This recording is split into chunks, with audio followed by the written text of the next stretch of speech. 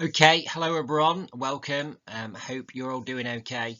This online lesson is going to focus on the court and the government of Elizabeth I, and it's going to explain how Elizabeth, as the monarch, made all of the different decisions in the country. Now, it's really important from the outset to understand that Elizabeth, as the monarch, was the most powerful person in the country. She was the queen and she made the decisions. But surrounding her, she had lots of advisors, the most important of which were known as the Privy Council. And that's a key word for you to be aware of. The other thing to be aware of is that Elizabeth travelled around the country a lot. And when she travelled around, she was accompanied by her main advisors, members of the nobility, members of the gentry, but also her household servants. And this could number anything between 500 to 1,000 people. And she would tend to travel around the country, staying in different country houses, different palaces, places like that. And the royal court, would travel with her and always be around her. And that was a very important aspect of how Elizabeth ran the country as well. So let's find out a little bit more. There's some quite complex ideas in this. There are some revision notes that I will upload as well. But if you've got any questions, then do just let me know. So in this lesson, we're going to focus on the idea of the royal court. We're going to think about the government of Elizabeth I, how she made decisions. Then we're going to find out about who her main advisors were, some of the main personalities that helped her to run the country. It's really important you know who those people are, and then we're going to review that. And then the next lesson, we're going to look at how Parliament functioned during the reign of Elizabeth I. So obviously, last time we talked, we were looking at the problems that Elizabeth I had when she became the Queen of England in 1558 at the age of only 25. She had to solve issues around poverty. She came after a succession of relatively weak rulers, really, in Edward, Lady Jane Grey for a very short period of time, and then her sister Mary as well. She had issues in terms of foreign policy, not least the fact that Spain was a very powerful country, but also France. They were both Catholic countries, so they may well want to try and invade England and turn England back into a Catholic country. She had the problem of her own succession to deal with, even though she was only 25. It was relatively easy to catch a disease and die, even if you were a monarch during that time. Edward the Sixth showed that. He died of tuberculosis in 1553, having been relatively healthy. So the succession issue was something that worried people in England at the time. Was she going to marry? Would she have children? If not, who would the throne pass to if she died? And she did actually, Elizabeth, contract in the 1560s smallpox and very nearly did die then. So it was definitely a pressing issue. And then religion. What was she going to do with religion? We talked about the religious roller coaster last time. The change that Henry VIII made from getting rid of the Catholic Church, turning it into the Protestant Church with the break with Rome. Edward obviously bringing in more Protestant changes, but then Mary changing it back to Catholic. England was made up of lots of different religious viewpoints. There were strong divisions in there, particularly in the north was a Catholic stronghold. So how would she retain control of the north? And there are obviously pockets of the Protestant religion, particularly in the south and southeast around London. So she had lots of problems to deal with. So this is the power structure in Elizabethan England, and this diagram just shows you some of the key things. Elizabeth definitely at the top as the monarch, but the Privy Council, her main group of advisors, she had roughly about 20 people in her Privy Council, but they were very, very influential. Parliament, though, as well, made up of the House of Lords and the House of Commons, not quite the same as our Parliament today. Certainly, England at the time was not a democracy. Having said that, there were there was more power being shared at the time, so Parliament was becoming a little bit more influential. It had quite an important role to play within the break with Rome, and certainly one of the things that Parliament controlled was the royal purse strings in terms of how much money Elizabeth could get. So a monarch would need the approval of Parliament to grant taxes. So we'll look at Parliament in a little bit more detail next time. Then, of course, there's local government. would make decisions in local areas, particularly parts of the north were much more detached from the royal control, and then the local courts that dealt with justice and crimes as well. So the first thing to explain is what was the royal court. Now the royal court was all those groups of nobles, advisors, officials, servants that travelled around the country with Elizabeth. They were often known as courtiers, and they would compete for the monarch's attention, for Elizabeth's attention, try and influence her to their particular points of view. So that's what we mean by the royal court. So that can include, the lowly servants, but also includes those members of the nobility that follow Elizabeth around. And if you wanted to have influence over the monarch, you had to be in close proximity to her. So travelling around with the monarch was really, really important. Now, one of the things that Elizabeth did a lot was what were called progresses. So she didn't stay in one place for a long time. So it's not that she was in a palace and would stay there for a long time, or be holed up, at the Tower of London, or other royal palaces like Richmond and places like that. She would travel around the country, and she would stay in various country houses and be hosted by members of the nobility. And of course, for Elizabeth, this was all free of charge, and that was quite good, because although Elizabeth was the monarch, she wasn't the wealthiest person in England at that time.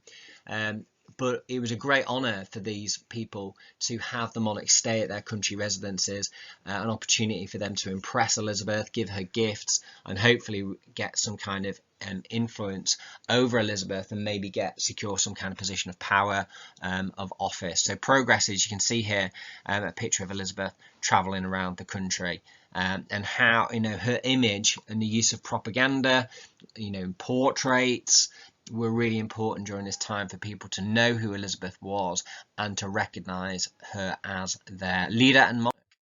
So this just shows you an extract from the diary of Sir Julius Caesar. Elizabeth stayed at his house for one night, and you can just pause that and read that, but you get that sense, don't you, of how much it would cost those people at the time. £700 at the time was a lot of money, but also this person, Julius Caesar, would gain a lot from this visit, gain prestige, gain influence over Elizabeth, a chance to impress her, etc. So through things like the progresses, Elizabeth made her presence felt, and she also used lots of portraits. So this portrait here that you can see is called the Rainbow Portrait, but there are lots of other portraits that she had done. Her image was very, very important. People would follow the fashion that Elizabeth had and want to look like her. She used a lot of makeup, so she made her face look very, very white and pale. That was the fashion at the time. That was seen, if you had a very pale face, that was a sign that you were quite wealthy, because you didn't need to go outside and work outside, and that was therefore a sign. If you were pale, you were spending time indoors, so it was a sign that you were wealthy and important. She used a lead-based makeup, and it was said that to get to actually Elizabeth's real face, you would need an archaeological dig. She wore so much makeup. She also had very, very black teeth, so it actually became quite fashionable at the time for people to have black teeth, and this was because when Elizabeth was younger, she had a great fondness for sugar, and her teeth were very, very rotten, so she wouldn't have looked particularly nice, really. So moving on. Patronage. Patronage is where you have the power to give out positions and to promote people, if you like.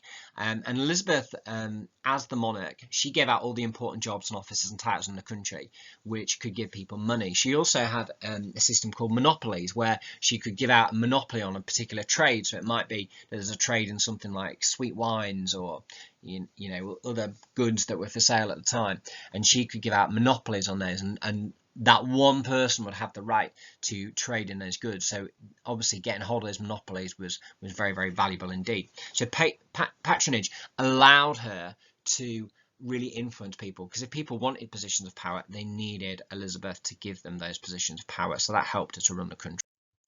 So the Privy Council, this is a key group, and this is really Elizabeth's key advisors.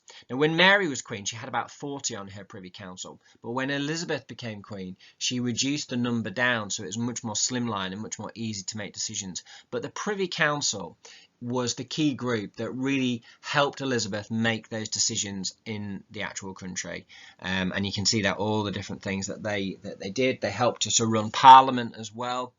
So without the Privy Council, it would have been very, very difficult for Elizabeth to run the country, and obviously those members of the Privy Council were highly influential. So Elizabeth's Privy Council, she tried to appoint people that were perhaps more educated rather than just for who they were. As I said, she reduced them down. One of her most important appointments was a man called William Cecil, and she struggled really in the last years of her reign up until 1603 without the influence of William Cecil there. And we'll find out a little bit more about who those Privy Councillors were in just a moment. So here's Sir William Cecil, probably the most important member of the Privy Council for you to be aware of. He was a moderate Protestant, wanted to avoid wars and conflicts, was quite a realistic person in terms of making decisions, and a crucial ally of Elizabeth. Sir Francis Walsingham, he was another member of the Privy Council, but unlike Cecil, he was a stronger Puritan, and Elizabeth tried to have a good religious mix within her Privy Council of people that were more what we call moderate Protestants, and the Puritans who were more strict in their Protestant beliefs, more fervent in their Protestant ideas. So he, unsurprisingly, clashed with Cecil, but he was also very important in the spy networks and covering plots against Elizabeth, things like that. He died in 1590. Robert Dudley had been locked up in Mary's reign. He was a favourite of Elizabeth. It looks like his head's been photoshopped on that portrait, but it's just the way the portrait looks. He was. There were rumours actually of a romance between him and Elizabeth, and he was actually seen as one of the people that Elizabeth may well have married, but she possibly chose not to marry him for fear of alienating other members of the nobility at the time. He was also a religious radical and a Puritan, and therefore a key ally of Walsingham, but he died in 1588. Robert Dudley, the Earl of Leicester. And this is Sir Christopher Hatton, a much more moderate Protestant, and again he was influential as well. And you'll notice that of these four key members of the Privy Council, they all had died by the 1590s, and there was a real struggle really for Elizabeth in the latter years of her reign. And we'll find out about something called Essex's Rebellion in future lessons as well. But losing those key advisors was a real problem for her as she approached the end of her rule when she was in her 60s. So the 5 P's of government: the Privy Council, the patronage, the royal purse, is about how Elizabeth got hold of money, usually through the approval of Parliament, but also through selling things like monopolies, the Parliament and royal presence. And this quote from the historian Ian Mortimer, he talks about how we often get the sense that Elizabeth's a very, very strong ruler and very, very powerful, but actually she struggled to keep control throughout this time, and she, thinking about how she tied herself to the mast and was yelling orders in the storm is quite a good analogy to think about her role. Have a watch of this YouTube video on Elizabeth's court just to help you. You can find the link to that through Teams. So I just want you to make a revision mind map about how the royal court worked using some of this information, and this is a review of some of the key points that we've covered in this lesson. So if you've got any questions, let me know. Thanks for listening. Bye bye.